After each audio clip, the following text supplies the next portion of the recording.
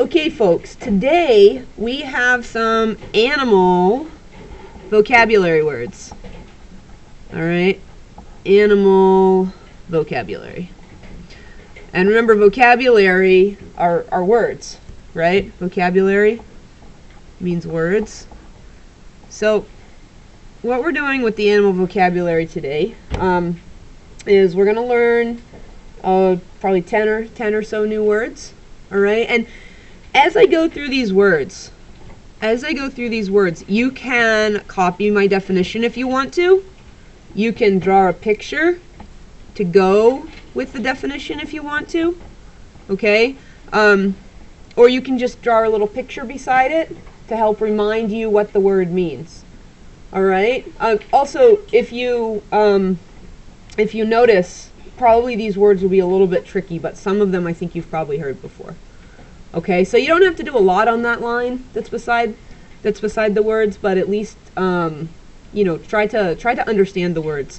So we have the word vocalization. Vocalization. Well, vocalization. Vocal means voice. Okay, you all know what a voice is. So even if you just want to underline the vocal part, okay, vocal means voice. V-O-I-C-E. All right, and vocalization is like a noise, making a noise. Okay, so vocalization means making noise. Okay, so just before this lesson, there were many vocalizations in this classroom. Just before this lesson, there were many vocalizations in this classroom, but now there aren't. Okay, now you're paying quite close attention. Okay, so next, the word is camouflage, and I think most of you know camouflage. Give me a thumbs up, a thumb sideways, or a thumbs down if you've heard the word camouflage before. Okay, so a lot of you are pretty confident in that word. When we're talking about animals, camouflage means to blend in, right? So some animals can camouflage themselves so that they blend in. Okay? And I'm trying to give you easy definitions so that they're easy to understand. The next one. Now this was a word I looked up to make sure that I understood it. I thought I did, but I wasn't sure. This word is olfaction, not old-fashioned. Olfaction. Okay, I had heard the word olfactory before. How many of you have heard the word olfactory? Nope. Can you point to the part of your body that olfactory refers to? Olfactory? No one's quite sure what part of the body. Okay. Oh, a couple of you got it. Good. Olfaction, olfactory means your sense of smell. Okay, and olfaction is like smelling. Okay, so not old-fashioned, that's different. Old-fashioned is like this, old-fashioned. Okay, and when I said olfactory, that doesn't mean old factory, okay, but it's all the sense of smell, and it's not old-fashioned. Okay, it has to do with smelling, though. Smelling. All right, and then we have vertebrate. Vertebrate. Vertebrate. And a vertebrate is an animal that has, can you point to it? Anybody know? An animal that has, good guesses. My gosh, I'm seeing some great guesses. Oh, we're almost there. It has a backbone. Okay. It has an internal, it has a skeleton of bones. Okay, but basically it has bones. All right, vertebrates have bones. And some examples of vertebrates, some examples are fish, because fish have bones. Okay, amphibians. All right, amphibians. We have birds. Reptiles. Okay, mammals.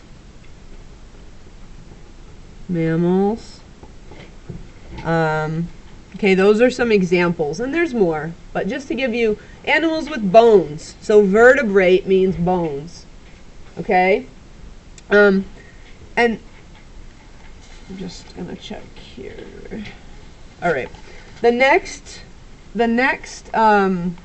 set of animals that we'll talk about are invertebrates. Now, how many of you could make a guess, and don't shout anything out, but how many of you could make a guess what invertebrate means? If vertebrate animals have bones, what do you think invertebrate might mean? Okay, you got an idea in your heads? Give me a thumbs up if you have an idea in your head so I can get an idea. All right, so invertebrate means no bones. No bones. Okay, all right, and so when we talk about invertebrates, there are a lot of different invertebrates. I'm going to give you some examples of invertebrates, and some examples are centipedes, crustaceans, okay, insects, all right, insects, let's see, and insects like ants, for example, or bees, all right, wasps, termites, grasshoppers, and there's a whole bunch of them. Crickets, roaches, beetles, okay, beetles, all right, there's no beetle bones, all right, although that sounds like the good title for something. Millipedes, snails don't have bones. They have a shell, but they don't have bones. Slugs, octopus, all right, octopus, no bones there. Okay, scorpions, spiders, all of those things are invertebrates. Worms, there's a whole bunch of them. Okay, pages and pages of them. All right, so that's invertebrate. If you remember, vertebrate has bones, invertebrate has no bones. Okay? Then next, we have predator. Predator. And I'm going to write its opposite word right beside it, predator. The opposite word is prey. Okay, so the predator and the prey. Give me a thumbs up, a thumb sideways, or a thumbs down if these are words you recognize. Predator or prey. All right, good. All right, excellent. It looks like a lot of you do recognize these words. A predator is an animal that eats another animal. That eats, we'll just say it eats the prey. Right? An animal that eats the prey. Okay, which is another animal. Here, let me draw this.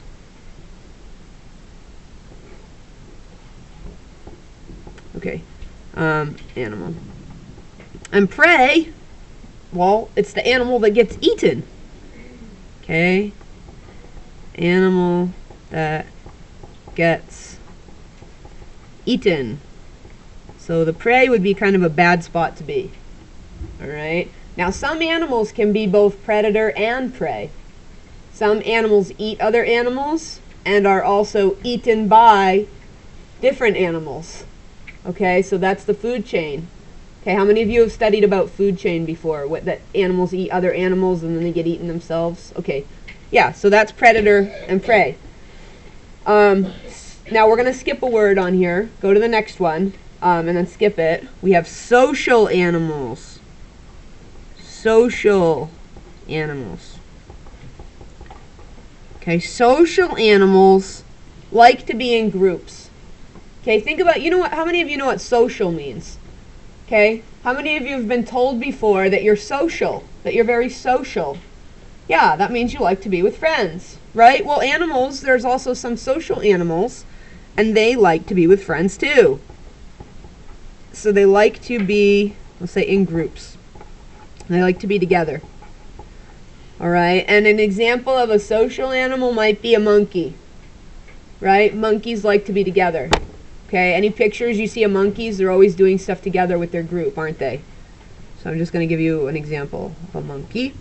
All right, and then next, solitary animals. How many of you know what the word solitary means?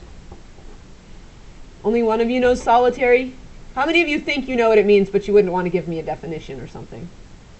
Okay, how many of you have no idea what solitary means? Okay, great, thank you. Solitary means by myself. Okay, so solitary means you like to be alone, all right? Or you're doing something solitary. If you're doing something solitarily, if you're doing something by yourself. How many of you have heard of the card game Solitaire? Solitaire. How many people, show me with your fingers, how many people does it take to play solitaire? Show me with your fingers. One. Good. And can you hear solitaire, solitary? Do you hear the same sounds in there? Yeah, it's like the same kind of word. So solitary means they usually like to be alone. And an example of a solitary animal is an alpaca. Alpaca.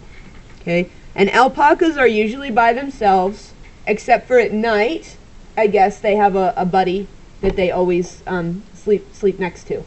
Okay, it's like a friend that they find. So, but usually alpacas are solitary. They like to be alone.